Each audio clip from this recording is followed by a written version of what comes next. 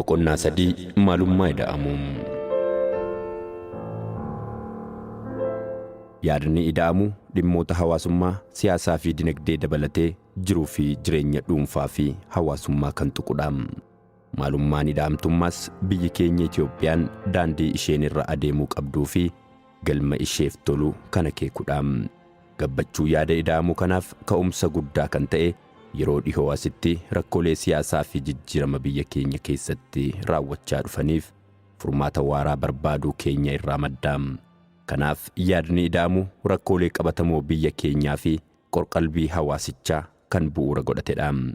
Burqaan yaada ida'amuu rakkoolee qabatamoo biyya keenyaa waan ta'eef hiikkaa fi maalummaan ida'amuus haala qabatamaa biyya keenyaa irraa madda.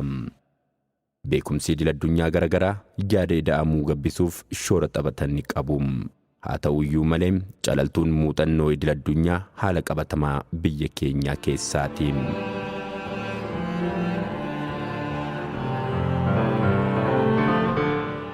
Ida'amuu jechuun akeekni ida'amuu inni olaanaan biyyi keenya waggoota darban keessa injifannoowwan gama dinagdee fi siyaasaatiin galmeessifte eegsisa. Dogoggoroota jiran mara immoo sirreessuudhaan fedhii fi dantaa dhaloota dhufuu galmaan ga'uudha. Kanaaf gama rakkoolee biyyaa xiinxaluutiin ida'amuun yaada biyya keessaa burqedha. Gama furmaata soquutiin immoo beekumsaa fi muuxannoo biyya keessaa fi alaa kan walitti ida'uun fudhatedha. 3.1 Hanqina qofummaa irraa gara taatummaa.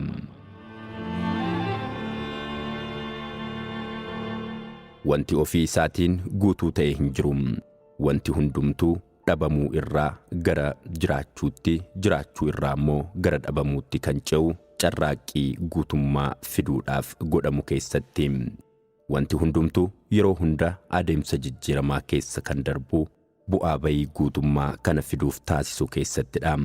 Guutummaa kana fiduudhaaf immoo naannoo isaanii waliin quunnamtii gochuun isaan barbaachisa. Quunnamtii taasisaniinis guutummaa isaaniif wanta isaan barbaachisu sassaabbatu. Quunnamtii guutummaa barbaachisaa ta'e kana gochuuf gaafa rakkatan hanqinni qofummaa ni uumama. Jireenya hawaasummaa dhala namaa keessatti hanqinni qofummaa iddoo guddaa qaba. Ijaarsota hawaasummaa kan uume carraaqqii dhalli namaa jireenya hawaasummaa isaa keessatti gara guutummaatti ittiin of guddisaa deemuuf taasisedha. Guutummaan bakka ga'umsa yaadaa malee wanta gochaan qabatamu miti. Namoonni bakka ga'umsa yaadaa kana harkaan qabachuuf carraaqqiin taasisan naannoo isaanii waliin quunnamtii akka taasisanii fi wanta hanqina isaanii guutuu akka mul'atan isaan taasisa. Carraaqqii hanqina qofummaa kana guuttachuuf taasisantu guddina waliigalaa dhala namaaf fida. Namoonni sababoota adda addaatiin quunnamtii naannoo isaanii waliin qaban addaan kutuudhaan yookiin hir'isuudhaan qofummaaf saaxilamuu danda'u. Maddi qofummaa inni guddaan garuu madaalliin waltumsuu fi wal morkuu gudduu jiru gaafa gar tokkotti jal'ate kan uumamudha. Gama biraatiin immoo qofummaa keessaa ba'uun kan danda'amu waltumsuu fi wal morkuu uumuu yommuu danda'amudha. Hariiroo hawaasummaa namootaa keessatti wal morkii yommuu jabaachaa dhufu namoonni quunnamtii naannoo isaanii waliin qabaniin hanqina keenya wanta guutuu danda'u argachuu hin dandeenyu jechuun abdii kutatanii taa'u. Hariiroo wal morkii keessa naannoo isaaniitti wanta hanqina isaanii guutuu argachuurra kisaaraa hanqina isaanii dabalu keessummeessaa akka jiran yeroo yaadan quunnamticha addaan kutu. Morkachuu dadhabanii sababa morkiitiin hanqina isaanii irra qaqqabu dhaabuuf yaalii taasisu. Sababa kanaanis naannoo isaaniifis haa ta'u jijjiiramaaf cufaa ta'u. Qofummaan galtee jijjiiramaa naannoo keenya irraa argannu waan dhaabuu jijjiirama gadi deebi'ummaa keessa galla. Sababa kanaanis bu'aan qofummaa inni dhumaa baduudha. Gama biraatiin namoonni hariiroo hawaasummaa isaanii keessatti waltumsuun isaanii gaafa jabaachaa dhufu miira hanqina isaanii waan guutuu akka salphaatti waan argataniif miira guutummaa isaanii jabaachaa dhufa. Deebiin tole jedhu naannoo isaanii irraa argatan of dagachiisanii ofitti amanamummaa wanti hundumtuu harka keenya keessa jira jechuun miirri hanqinaa isaanii ni bada. Miirri guutummaa kun hanqina isaanii guutuuf asii fi achi fiiguurra naannoo isaanii fi jijjiiramaaf cufaa akka ta'an isaan taasisa. Miirri guutummaa isaanii kun yaada naannoo keenya irraa homaa hin barbaannu jedhu keessa isaan galchuun qofummaa keessa galu. Kunis jijjiiramaaf cufaa nama taasisa. Walmorkii fi waltumsi inni tokko isa biraa irra jabaachaa yoo dhufe hanqinni qofummaa adeemsa naannoo waliin wal quunnamuu addaan kutaa. Hanqina qofummaa guutaa deemuu fi jijjiirama guddina irratti hundaa'e fiduuf walmorkii fi waltumsi dhimmoota barbaachisoodha. Jireenyi walmorkii hin qabne garaa of ga'uuf dhiyoo waan ta'eef jijjiiramaaf cufaanii taasisa. Kanaafuu qofummaaf nu saaxila. Gama biraatiin immoo jireenyi waltumsuu hin qabne wanta garaa nama ga'u waan hin qabneef abdii kutachuu keessa nu galchuudhaaf jijjiiramaaf cufaa akka taanu nu taasisa. Kunis qofummaaf nu saaxila. Hanqinni qofummaa walmorkii fi waltumsuu gidduu madaalliin qixa ta'uu dhiisuu isaatiin walmorkii irraas kan ta'e waltumsuu irraa duubatti akka jennu haala nu taasisuudha. Kana jechuunis walmorkiin yemmuu jabaatu yookiin waltumsuun yemmuu jabaatu hariiroon namoonni naannoo isaanii waliin qaban addaan cita. Hanqinni qofummaa sirna hawaasummaa namootaa keessatti hariiroowwan sirnoota xixinnoo gidduu jiru murteessuun ijaarama hawaasummaa murteessa. Namoonni yookiin sirnoonni quunnamtii isaan sadarkaa maatiin, ollaan, hawaasaan, biyyaan, ardii fi addunyaa keessatti uuman hundi adeemsa hanqina qofummaa keessa darbanii kan guddatan yookiin kan tortoranii yookiin kan dhabamanidha. Sirnoonni hanqina qofummaa keessaa ba'uun gara guutummaatti dhiyaachuuf naannoo isaanii waliin quunnamtii taasisuu yookiin qofummaa isaaniitti citanii hafuun tortoranii badu. Sirnoonni imalli isaanii gara guutummaatti taasisan itti fufiinsa quunnamtii naannoo isaanii waliin qaban eeguun gara sirna haaraa guddaatti isaan guddisa. Daandii kanaan sirnoonni xixiqqoo hanqina qofummaa isaanii keessaa lakkoobsa bahaa dhufaniin naannoo isaanii waliin yookiin waluma isaanii waliin wal harkisuun gara sirna guddaatti jijjiiramu. Adeemsa quunnamtii wantoota xixiqqoo irraa wantoonni gurguddaa uumuu kana taatummaa jennee waamna. Akkaataan uumamaa wanta hundumaa walitti qabama wantoota xixiqqoo irraa kan dhufedha. Uumamni kan dhugoomte wantoonni xixiqqoo walitti sassaabamanii wantoota gurguddaa waan uumuu danda'anii fi gamtaa gurguddoon dhalli namaa har'a hundeesse ijaarsota maatii fi gosaa irraa ka'uudhaan as gahan. Filannoon sirnoonni qaban yookiin guddachaa jiraachuu isaanii mirkaneeffachaa deemu yookiin immoo xinnaachaa badii isaanii mirkaneeffachaa deemuudha. Guddachuu fi jiraachuu isaanii mirkaneeffachaa gara guutummaatti imaluu isaanii fi eenyummaa guddaa keessatti of ibsuu isaaniitiin taatummaa jenna. Taatummaan guddina keessa adeemsa jiraachuu ofii mirkaneeffachaa dhufuudha.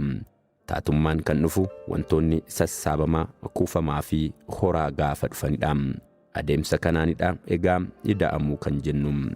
Wiirtuun qo'annoo fi qorannoo Itoophiyaa galmee jechaa bara 1993 qopheesse keessatti jechi ida'amuu jedhu jecha hundee ida'ama jedhu yookiin ida'e xumura jedhu irraa kan argame ta'uu isaa ibsa.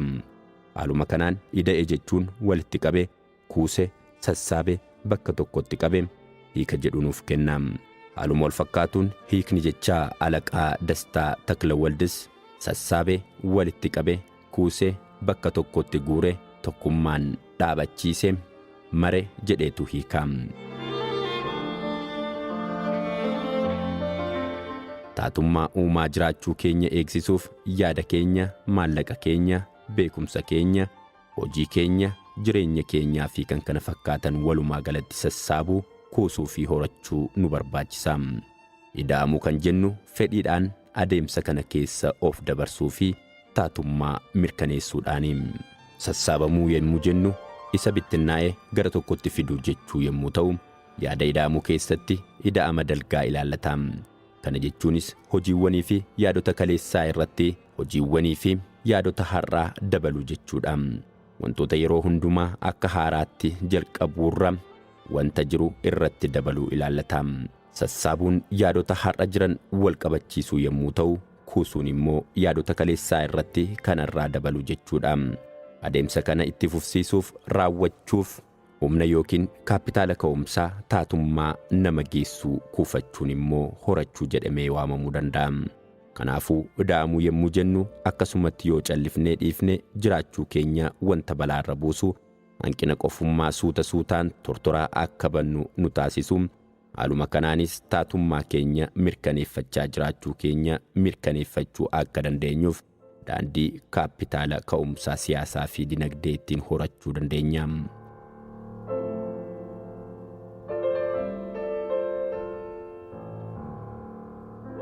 Sadii tuqaalama kaapitaala ka'umsaa horachuun.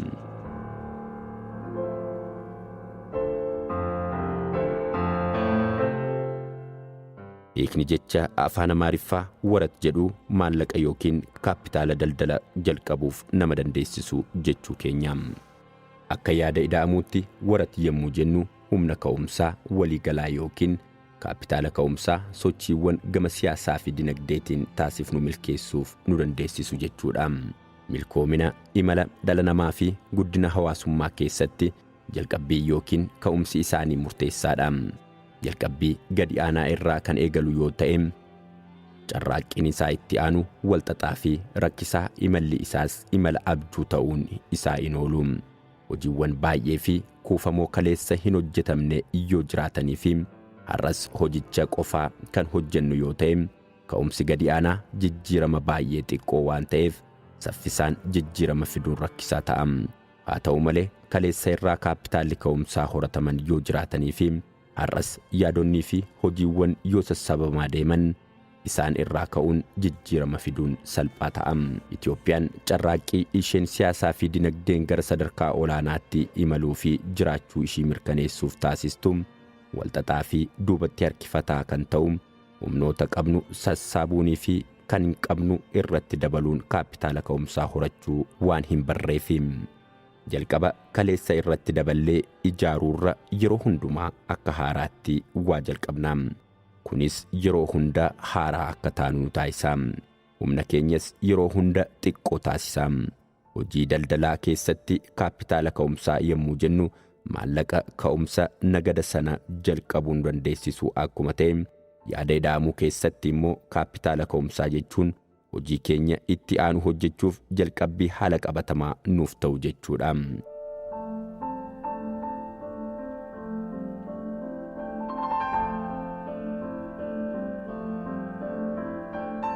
Kuufamni aadaa, siyaasaa, dinagdee, teeknooloojii fi kan kana fakkaatan yoo guddachuu baatee fi achi irraa ka'uun hojii keenya itti aanu hin hojjennu taanaan tarkaanfiin keenya yeroo hunda duubatti harkifataa ta'uun isaa kan hin oolledha.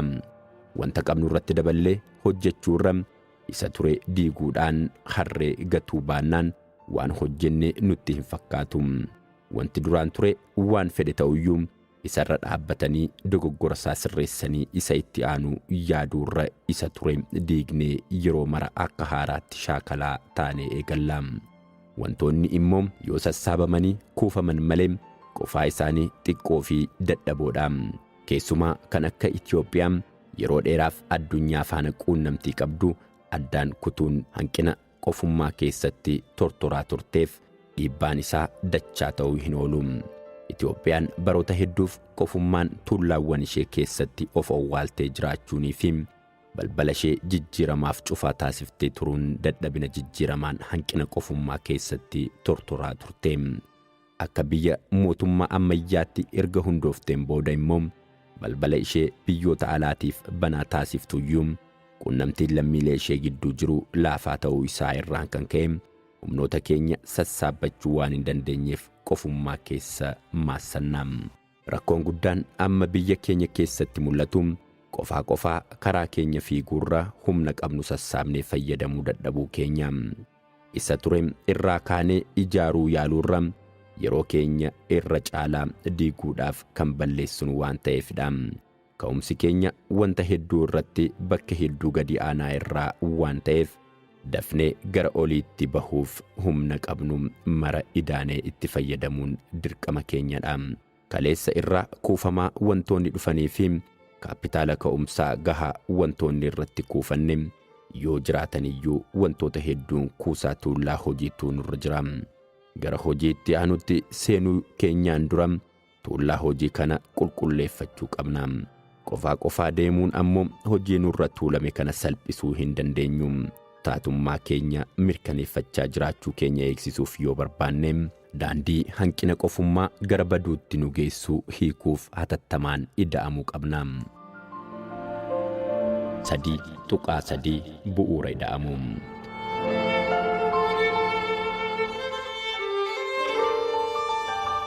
Ida'amuuf yookiin hanqina qofummaa keessaa ba'uuf ta'an keessaa kaayyoo waloo qabaachuu fi kaka'umsa fedhii qabaachuun barbaachisoodha.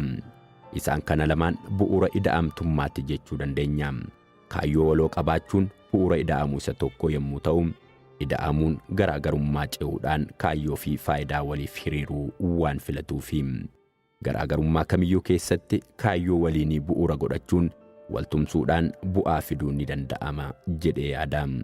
Injifannoon Adawaa kan dhugoome garaagarummaa keessa keenya jiru ce'uun kaayyoo walootiif waan hiriirreefi. Kaayyoo waloo jiraachuu fi injifannoo waloo nama gonfachiisa.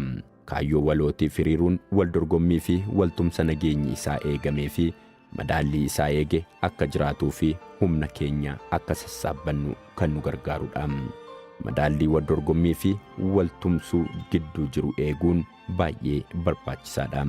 Isa tokko dhiisnee isa kaan qofa irratti yoo xiyyeeffanne kaayyoo waliinii mirkaneeffachuu fi waliin jiraachuu itti fufsiisuun hin danda'amu.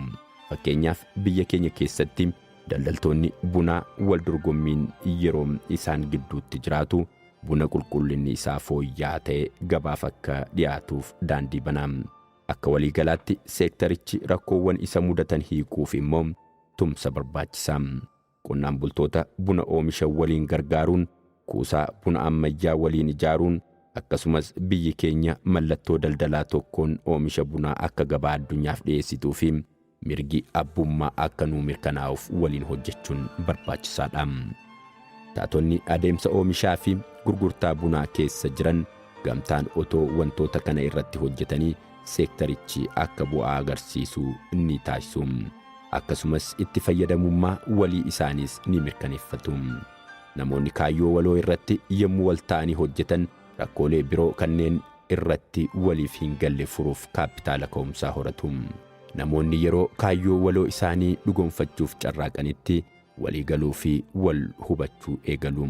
Daandii ittiin ida'amtummaa uumnu keessaa tokko wal hubachuu danda'uudha. Ida'amuun wal hubannaa fi wal deeggarsa namootaa, sirnoota yookiin murnoota garagaraa gidduutti uumamu irraa duudhaa argamudha. Walitti dhufeenyi kamiyyuu kaayyoo waloo xixiqqoo jedhaman irraa eegala.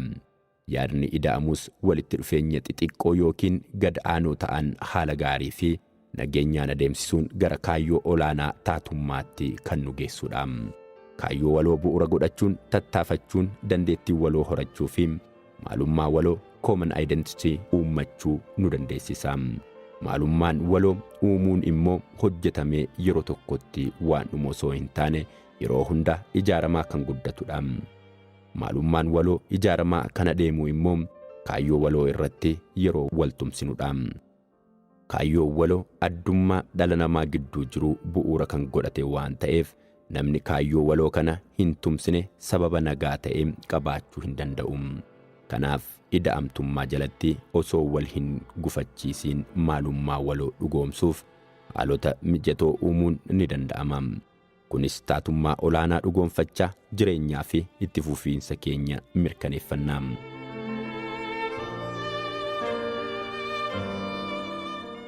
Bu'uurri ida'amu inni kan biraan immoo ka'umsa fedhii irratti hundaa'e qabaachuudha. Ka'umsa fedhii irratti hundaa'e jechuun namni kamuu naannoo jiraatu yookiin hojjetu keessatti walitti dhufeenya taasisuu irraa madduudha. Balbala ofii cufatanii jijjiirama kamuu irraa adda of baasuun hanqina qofummaadhaan tortoranii baduu irraa balbala ollaa deemanii rukuchuu jechuudha. Kaka'umsa jechuun amaloota kanneen akka aarii fi hafuura haaloo ba'uu irraa of qulqulleessanii walitti dhufeenyaaf harka diriirsuu jechuudha. Sirnoonni maraamartoo hanqina qofummaa irraa adda ba'uun gara jijjiiramaatti fuulleffachuuf namoota naannoo isaanii keessatti walitti dhufeenya uumuuf kaka'umsa qaban barbaachisaa. hayyoonni yookaan beektonni walitti dhufeenya garagaraa jiru mara hubachuuf carraa addaa waan qabaniif kaka'umsa uumuuf carraaquu qabu. Sirnoonni hayyoota ga'umsa qaban hedduu of keessaa qabu. Hanqina qofummaa sirritti hubachuun sirnicha haala qabatamaa naannoo waliin walitti fiduuf namoota kaka'umsa qaban horachuuf itti salphata. Sababni isaas sirni kamiyyuu amala walxaxaa waan qabaniif hanqina qofummaa keessatti tortoruu isaanii hubachuun isaan rakkisa. Namni sirnicha keessa jiru tokko qaama sirnichaa ta'ee otoo jiruu tortoruu sirnichaa hubachuun itti cima. Namoonni sirnicha keessa hin jirre garuu tortoruu sirnichaa salphaatti hubachuu danda'u. Hayyoonni ga'umsa qaban garuu sirnichuma keessa iyyuu ta'anii tortoruu sirnichaa hubachuun itti hin cimu. Kanaaf hayyoonni sirnicha badiisaa irraa hambisuuf kaka'umsaa walitti dhufeenya uumuu danda'u. Ida'amtummaan hirmaannaa fi kaka'umsaa hayyootaa fi namoota hayyoonni dursanii gaafata. Ida'amuun namoota ofitti harkisuu osoo hin taane kaka'umsa yookiin deemsa ofii kan bu'uura godhatedha. Manguddoonni illee yemmuu nama walitti araarsan mee sitti haa hafuu kan jedhaniif anumatti haa hafuu jennee walitti dhufeenya kaka'uu barbaachisa. Kanaaf bu'uura ida'amuu keessatti namatti yookiin murnatti sababeeffachuun hiikkaa hin qabu. Abaluun hin dhufu naan jedhe jedhanii komachuurra deemsa yookiin imala ofii itti fufuu gaafata. Kaka'umsa akkasii keessattidha ida'amtummaan dhugoomuu kan danda'u. Kaka'umsa namootaa irratti hundaa'uudhaan ida'amtummaan sadarkaa garagaraa sadiitti qooduun ni danda'ama. Isaanis karaa deemtummaa, keessummaa fi abbummaa yookiin abbaa manummaadha.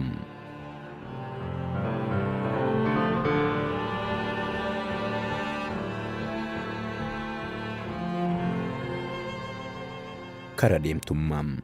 Sadarkaan kun ida'amuun alaalatti ilaalanii bira darbuun yaada ida'amuu dhaga'anii maaltu na dhibdeedhaan bira darbuun dhimma biyyaa irratti taajjabaa taa'uun akka karaa deemaatti of ilaaluu yookiin akka nama fira hin qabneetti of ilaaluudha. Biyyi keenya raafama siyaasaa hedduu kan dabarsite ta'uu ishiitiin sadarkaa kanaan yeroo isaa hedduu namni dabarsuu danuu akka ta'u tilmaamuun ni danda'ama. Dhimma biyya keenyaa irratti akka taajjabaatti namni of ilaalu yaada nama biyya alaa fakkaatu kan biyya isaa irratti kennu dhiyaatee namaan mari'achuuf namni mamii keessa galu hunduu sadarkaa ida'amuu kanarra jira jechuu dandeenya. Gariin isaa barmaatii shakkii aadaan siyaasaa keenya uumeen kan xaxame, inni biraa immoo dunquuqqoo dallansuu irraa dammaquuf wallaansoo qabuudhaan hiriira karaa deemtummaatti of makaam.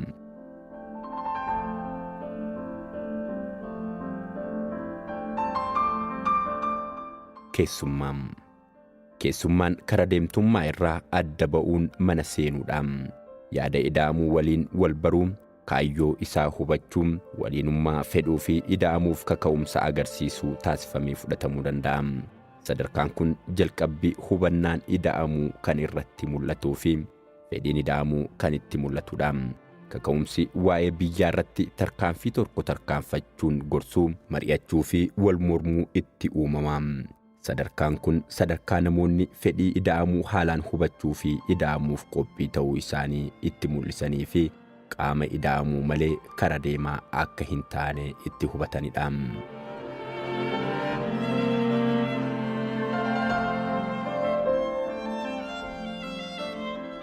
Abbummaa yookiin abbaa manummaa. Sadarkaan kun namoonni yaada ida'amuu yaada mataa isaanii kan itti godhatanidha. Ida'amuu beekanii hubatanii yaada isaa yemmuu hordofanii fi yeroo dhuunfatan sadarkaa abbaa manummaa irra gahaniiru jennaan. Ida'amuun yaada nama kamiirraayyuu fudhatan otoo hin ta'in ofuma isaanii irraa kan isaaniif dhiyaate carraa keenya gara fuula duraatti kan tarkaanfachiisu ejjennoo fi itti gaafatamummaa mataa isaanii ta'uu hubatu. Daandii injifannoo hunda keenyaa eenyu iyyuu mo'am, eenyuyyuu mo'atamaa kan itti hin taane ta'uu isaanii hubatu. Sadarkaan ida'amuu kun sadarkaa ida'amuu irraa gara ida'amsiisuutti kan itti ceenudha. Namoonni daandii ida'amuu hubachuun kodeewwan isaanii warri biroo akka ida'aman kan itti watwaatanidha. Kanaanis ida'amtummaa irraa gara ida'amsiistummaatti ce'u. Sadarkaa kanarratti namoonni biyyi keenya kan keenya jedhu waa'een keenya nu ilaallata yaada jedhu gabbifatu. Miirri abbaa biyyummaa waan isaanitti dhaga'amuuf itti fufiinsaan jiraachuu isaaniif ni qabsaa'u. Qofummaa fi qoccollaa yeroo irra ceesisanii ilaaluun carraa waloo gara fuulduraa ceesisanii ilaaluuf yaalu. 3.4 Duudhaalee ida'amuu.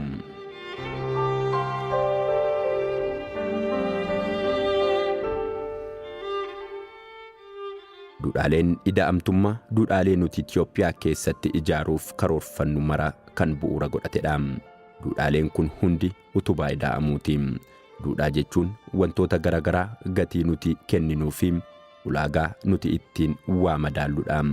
Duudhaaleen ida'amuu hanqina qofummaa keessaa ba'uun taatummaa dhugoonfachuudhaaf ulaagaa nuti dursa kenninuuf jechuudha. Duudhaalee ida'amtummaa keessaa tokko tokkummaa biyyoolessaadha.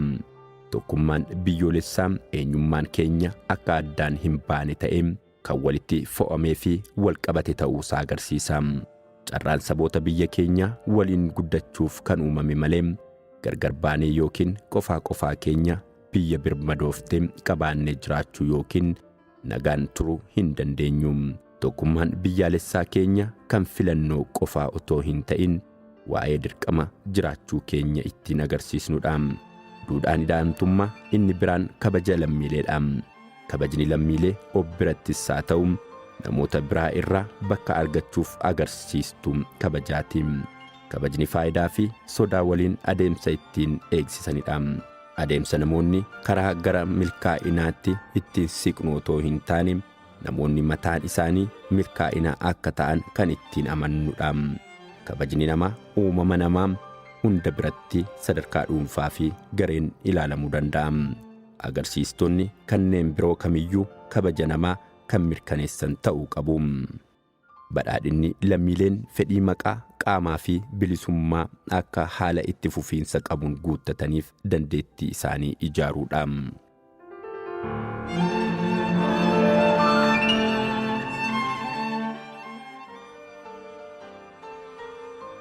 Badhaadhinni fedhii qaama namaa kan ta'an tajaajilli nyaataa, dhugaatii, daara, bakka jireenyaa, barumsa, fayyaa fi qulqullinaa guutamanii argamuudha. Dabalataanis dirree filannoo amansiisaa fi itti fufiinsa qabu babal'isuun fedhii itti fayyadama guyyaa guyyaa guutuun bilisummaa siyaasaa gonfachiisuun madaallii naannoo eeguun gammachuu lammiilee nageenyaa fi walqixxummaa dandeettii mirkaneessuu isaan dandeessisu jabeessuudha. Mul'anni keenya Itoophiyaa dimokiraatawaa badhaatuu carraaqqii fi dhamaatii ijoollee isheetiin kabajamtee fi ulfaattee barbaraan jiraattu uumuudha. Itoophiyaan keenya kaayyoo kana qabattee akka doonii garbarra yabalaa jirtuutti haa fudhannu. Kaartaan bu'uuraa roodmaap gara bakka gahuu barbaanneetti deemaa jiraachuu keenyaa fi kallattii waliigalaa imala keenya nutti agarsiisuu nu barbaachisa. Kaartaan bu'uuraa kun falaasama siyaasaa fi dinagdee ida'amuu keenyaati. Kaartaa bu'uuraa keenya qabannee doonii keenya fe'annee garba bal'aa fi ciisaa sanarra rakkoo tokko malee daandii fi bakka ga'uuf deemnu irraa otoo hin maqin imaluun nu irraa eegama. Bakki ga'uuf jennu fagoo fi daandiin achiin nu ga'u baay'ee wal xaxaa waan ta'eef dooniin keenya daandicha qabattee kallattii sirriidhaan imalaa jiraachuu ishee yeroo hunda kan mirkaneeffannu kompaasiidhaani. Kanaafuu agarsiistonni ida'amuu kompaasota kallattii imala keenyaa fi gara gahuu barbaannutti deemaa jiraachuu keenya kan ittiin mirkaneeffannudha. Agarsiistonni ida'amuu kunneen kabaja lammiilee, badhaadhina, haqa, tokkummaa biyyaalessaa, dimokiraasii fi nagaa. Agarsiistonni ida'amuu ibsanii fi meeshaaleen isaa nagaa, dhiifamaa fi jaalaladha. Isaan kun waraana haaloo baafachuu, jibbaa fi arangamaawwan kanneen fakkaatan ciruun ida'amuuf akka mijatoo taanu nu taasisu. Amala loltummaa, nagummaan dhiifama gochuu fi summii jibbaa jaalalaan bakka buufnu malee nageenyi, guddinni, abdiin ifaa jiraachuun hin danda'an.